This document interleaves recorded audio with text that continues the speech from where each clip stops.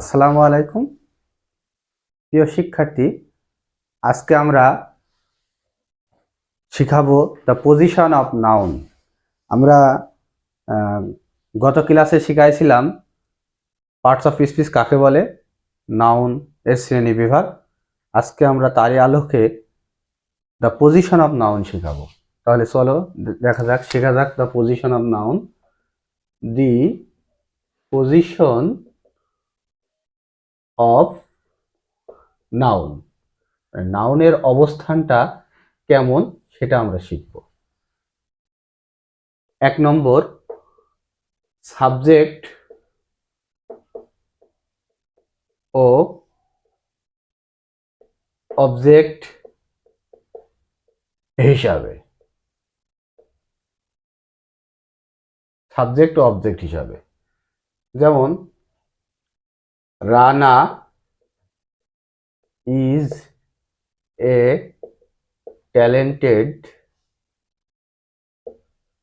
Talented বয়। এখানে Rana subject হিসাবে noun. আর একটা উদাহরণ যেমন লিখি, she is writing a letter. এখানে লেটার হচ্ছে অবজেক্ট, এটাও নাউন। এটা সাবজেক্ট নাউন, এটা অবজেক্ট নাউন। আচ্ছা, আমরা আগেই জেনেছি যে ভার্বকে হু দ্বারা প্রশ্ন করলে সাবজেক্ট পাওয়া যায়, ভার্বকে হোয়াট দ্বারা প্রশ্ন করলে অবজেক্ট পাওয়া যায়। তাহলে আমরা বুঝতে পারছি, যেমন যদি বলি যে who is a talented boy, Rana is a talented boy, তাহলে এটা সাবজেক্ট নাউন। এটা কি নাউন? Subjective noun. আর এটা হচ্ছে অবজেক্ট নাউন। যেমন হোয়াট দিয়ে কি লেখে, তাহলে এ লেটার হচ্ছে object noun.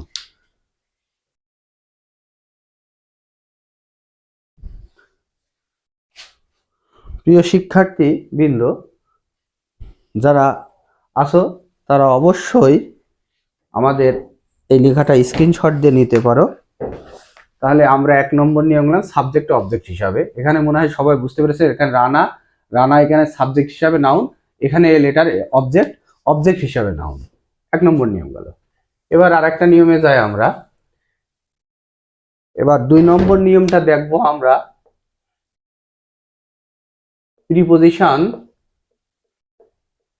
Preposition plus one word.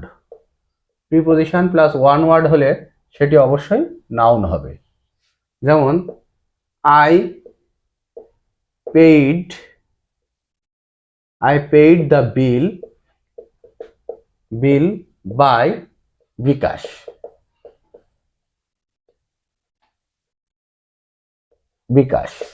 এই যে বা, এখানে একটা প্রিপোজিশন, এই প্রিপোজিশনের পরে ওয়ান ওয়ার্ড, এই ওয়ান ওয়ার্ড এটা কিন্তু অবশ্যই নাউন। এটা কিন্তু অবশ্যই নাউন। এটা অবশ্যই নাউন। তাহলে প্রিপোজিশনের পরে একটা ওয়ার্ড থাকলে আমরা সেটাকে নাউন বলবো। এবার 3 নম্বর নিয়মে যাই, অ্যাপোজিশন। অ্যাপোজিশন অর্থ অতিরিক্ত অর্থ দেওয়া। অতিরিক্ত অর্থ দেওয়া তার মানে দুইটা নাউন পাশাপাশি, নাউন প্লাস নাউন। একটা নাউন সম্পর্কে আর একটা অতিরিক্ত অর্থ দেয়, তাকে অ্যাপোজিশন বলে। তাহলে অ্যাপোজিশন যেমন my friend Rana is a good student. প্রিয় শিক্ষার্থী, এখানে একটা কথা মনে রাখতে হবে, অ্যাপোজিশনের আগে এবং পরে কমা হয়। অ্যাপোজিশনের আগে এবং পরে কমা হয়। তাহলে আমরা বুঝতে পারছি মাই ফ্রেন্ড একটা নাউন, রানা একটা নাউন। তাহলে এখানে দুটো নাউন পাশাপাশি। এটাকে এই যে মাই ফ্রেন্ড আমার বন্ধু, এই রানা, এটা সম্পর্কে অতিরিক্ত একটা অর্থ দিচ্ছে, সেটাই হচ্ছে অ্যাপোজিশন। যেমন আমি বলতে পারি সাফদারপুর মনসুর আলী একাডেমির প্রধান শিক্ষক মিস্টার আমিন উদ্দিন। মিস্টার আমিন উদ্দিন এ হেড টিচার।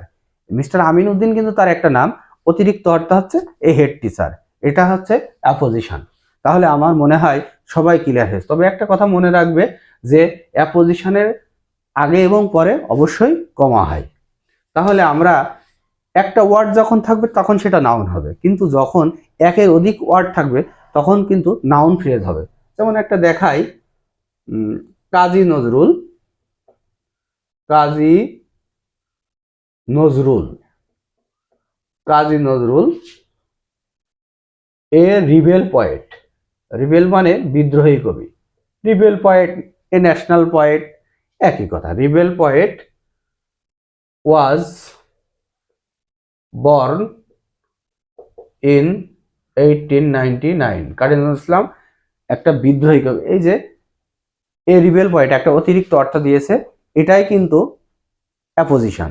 আর এই অ্যাপোজিশনের আগে পরে কমা হয়, তাহলে পাশাপাশি দুইটা নাউন, এইভাবেও আমরা নাউন চিনতে পারি। আমার মনে হয় তোমরা সবাই বুঝতে পেরেছো। এবার আমরা পরবর্তী স্টেপে যাব।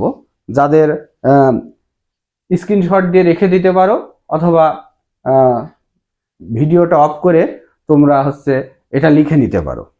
যাই হোক, আমরা পরবর্তী 4 নম্বরে যাই। 4 নম্বর নাউনের অবস্থান। তাহলে আমরা বুঝতে পারলাম তিনটা শিখালাম। একটা হচ্ছে সাবজেক্ট ও অবজেক্ট হিসাবে, 2 প্রিপোজিশনের পরে একটা ওয়ার্ড থাকলে সেটা নাউন, আর একটা অ্যাপোজিশন হিসাবে। এবার 4 নম্বর আসবো ডিটারমিনার হিসাবে। ডিটারমিনার, ডিটারমিনার কোনগুলো আগে জানতে হবে। ডিটারমিনার যেমন 1 নম্বরে হচ্ছে article. Article ARTICLE, article. Article হচ্ছে এ এন্ড দি। 2 নম্বরে আছে কোয়ান্টিফায়ার। কোয়ান্টিফায়ার, কোয়ান্টিফায়ার কোনগুলো? সাম, মেনি, মাস, এগুলো কোয়ান্টিফায়ার। 3 নম্বর আছে ডিমনস্ট্রেটিভ। ডিমনস্ট্রেটিভের পরে ডিমনস্ট্রেটিভ, ডিমনস্ট্রেটিভ যেমন কোনগুলো? This, that, THES this, THOS দোস। এই ডিমনস্ট্রেটিভের পরে আমরা এগুলো শিখেছি। এই ডিটারমিনার পরে যদি ওয়ান ওয়ার্ড থাকে, কয়টা ওয়ার্ড? ওয়ান ওয়ার্ড, তাহলে সেটা অবশ্যই নাউন। কি মনে থাকবে যে ডিটারমিনার, এই ডিটারমিনারগুলো কোনগুলো? এই যে ডিটারমিনারগুলো আর্টিকেল, কোয়ান্টিফায়ার, ডিমনস্ট্রেটিভ, এইগুলো যদি থাকে তাহলে তারপরে একটা ওয়ার্ড থাকলে সেটা নাউন। আমরা একটা উদাহরণ লিখি যে I have a talk with you. আমরা শিখেছি যে টক মানে কথা বলা, সেটা বেসিক্যালি আমরা ভার্ব বলি, যেহেতু এটা কাজ। কিন্তু একটা কথা মনে রাখতে হবে যে আই হ্যাভ এ টক, আমার একটা কথা আছে তোমার সাথে। তো এখানে যে এ একটা আর্টিকেল, এটা একটা অবশ্যই ডিটারমিনার। এই ডিটারমিনারের পরে টক, তাহলে কিন্তু এটাকে আর ভার্ব বলা যাবে না। টক মানে কথা বলা, সেটা ভার্ব। কিন্তু এই টক, এখানে এই টকটা তোমাকে নাউন বলতে হবে। পরীক্ষার সময় অনেক অ্যাডমিশন পরীক্ষায়, জবের পরীক্ষায় অনেক জায়গায় আসতে পারে, এই ধরনের একটা বাক্য দিতে পারে। সেখানে কিন্তু এই টককে ভার্ব বলা যাবে না, এই টককে নাউন বলতে হবে। আচ্ছা, আমরা অনেক সময় কিন্তু নাউনও ভার্ব হয়। যেমন আমরা একটা বাক্য লিখি আই ওয়াটার দ্য গার্ডেন, মানে গার্ডেন। এখানে কিন্তু আমরা দেখি এই ওয়াটার কিন্তু নাউন না, এই ওয়াটার মানে ভার্ব। আমি বাগানে পানি দেই, এই ওয়াটার মানে ভার্ব। ঠিক তেমনি যেমন সাবজেক্টের পরে ভার্ব বসছে, নাউন ওয়াটার, কিন্তু এটা ভার্ব হিসাবে কাজ করছে। ঠিক ডিটারমিনারের পরে এটা টক ভার্ব হওয়া সত্ত্বেও এটা নাউনের কাজ করছে। আমার মনে হয় সবাই ক্লিয়ার বুঝতে পেরেছে। এখানে ওয়াটার নাউন হওয়া সত্ত্বেও যেমন ভার্ব, এখানে টক ভার্ব হওয়া সত্ত্বেও ডিটারমিনারের পরে বসার কারণে এটা নাউন। শিক্ষার্থীরা অবশ্যই তোমরা বুঝতে পেরেছো আমার মনে হয়। এখানে না বোঝার কিছুই নেই। তাহলে আমি যদি আরো একটু ক্লিয়ার করে বোঝাতে চাই, আর একটা কৌশল তোমাদের শেখাতে পারি, সেটা যদি তোমরা ধৈর্য ধরো তাহলে আমি একটু বলতে পারি। তবে ধৈর্য ধরে আমাদের সাথে থাকো, আমাদের চ্যানেলকে সাবস্ক্রাইব করো, আর কাজের উৎসাহ অনুপ্রেরণা বাড়ায় যদি তোমরা আমাদের চ্যানেলকে সাবস্ক্রাইব করে আমাদের কমেন্টস বক্সে তোমাদের মতামত জানাও, তাহলে আমি আমার কাজের প্রতি আরো অনুপ্রাণিত হয়ে আরো অনেক কাজ তোমাদের দিতে পারবো ইনশাআল্লাহ। তবে তোমরা আমার সাথে থাকবে, ইনশাআল্লাহ সব ক্লাসগুলো ধীরে ধীরে এভাবে পেয়ে যাবে। আচ্ছা, এই যে এখানে আরেকটা জিনিস আমরা একটু লক্ষ্য করলে বুঝতে পারবো, ডিটারমিনার, আমি একটা পাখি আঁকাই, আঁকানো অবশ্য ঠিক না, তারপরেও আঁকাচ্ছি শেখানোর জন্য। আচ্ছা, এই পাখি প্রথম একটা ডিম পেড়েছে, এই ডিটারমিনার মানে নাউন চেনার উপায়, তাহলে আমরা মনে করি মাঝখানে এগুলো ডিটারমিনার। ডিটারমিনার তো শিখলাম কোনগুলো, এই ডিটারমিনার। এখন এই ডিটারমিনারের এই পাখিটা একটা ডিম পেড়েছে, তার মানে সেটা নাউন। যদি দুইটা ডিম পাড়ে তাহলে সেটা অ্যাডজেক্টিভ এবং নাউন। এটা একটু বোঝানোর জন্য এরকম করছি। যদি তিনটা ডিম পাড়ে সেটা হচ্ছে নাউন, অ্যাডজেক্টিভ আর অ্যাডভার্ব। তাহলে আমরা বুঝতে পারছি ডিটারমিনারের পরে একটা ওয়ার্ড থাকলে সেটা নাউন, ডিটারমিনারের পরে দুটো ওয়ার্ড থাকলে ডিটারমিনারের পরেরটা অ্যাডজেক্টিভ, পরেরটা তারপরেরটা নাউন। ডিটারমিনারের পরে তিনটা ওয়ার্ড থাকলে প্রথমটা অ্যাডভার্ব, তারপরেরটা অ্যাডজেক্টিভ, তারপরেরটা নাউন। আমার মনে হয় একটু ক্লিয়ার করে বুঝলে বোঝা যায়। যেমন হি ইজ এ স্টুডেন্ট। শিক্ষার্থী বন্ধুরা, তোমরা যদি না বুঝতে পারো সেটা আমাদের কমেন্টের মাধ্যমে জানাবে, আমরা পরবর্তী ক্লাসে সেটা নিয়ে একটু বিস্তারিত আলোচনা তোমাদের করব। ইজ এ স্টুডেন্ট, এ একটা ডিটারমিনার, এই যে স্টুডেন্ট একটা ওয়ার্ড, তাহলে এটা অবশ্যই একটা নাউন, তাই না? আর তারপর আর একটা যদি লিখি he is a good student. এইবার দেখি ডিটারমিনার এই ডিটারমিনার পর কয়টা ওয়ার্ড? দুটো ওয়ার্ড, তাহলে প্রথমটা অ্যাডজেক্টিভ, পরেরটা নাউন। এটা আমার মিলছে না? সবাই দেখো, ডিটারমিনার পরে একটা ওয়ার্ড থাকলে সেটা নাউন, তাহলে ডিটারমিনার পরে একটা ওয়ার্ড, এটা নাউন। ডিটারমিনারের পরে দুইটা ওয়ার্ড, তাহলে অ্যাডজেক্টিভ, নাউন।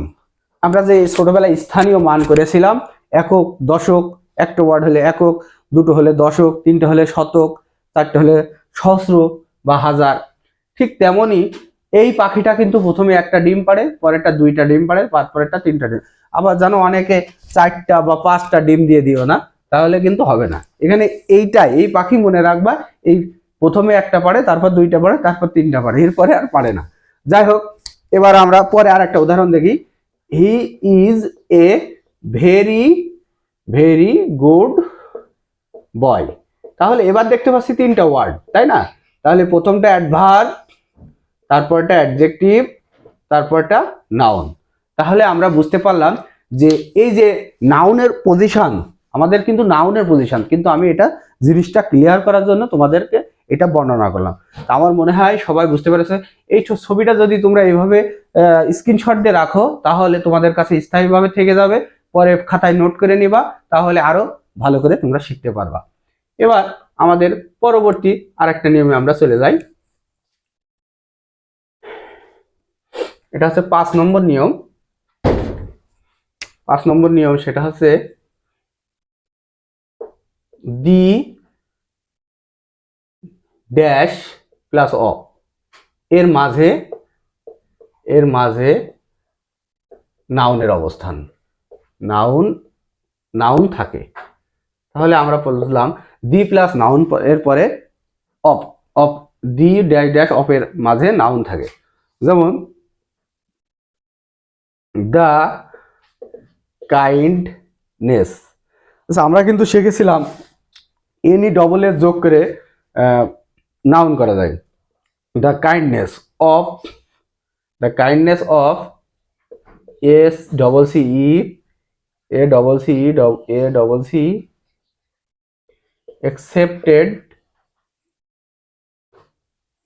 accepted me. তাহলে আমরা বুঝতে পারছি দি প্লাস অফ এর মাঝখানে যেটা থাকে সেটা হচ্ছে নাউন। আমরা সবাই নাউনের ক্লিয়ার বুঝতে পারছি। প্রিয় শিক্ষার্থী, আমাদের যদি আরও ক্লাস পেতে চাও, তাহলে আমাদের সাথে থাকতে চাও, তাহলে তোমরা অবশ্যই আমাদের চ্যানেলকে সাবস্ক্রাইব করবে, বেল আইকন বাজিয়ে দেবে এবং আমাদের সাথেই থাকবে। আমরা আশাবাদী তোমরা অবশ্যই ভালো কিছু শিখবে। আমি তোমাদের জন্য চেষ্টা করব, আমার পরিশ্রম যেন সফল হয়।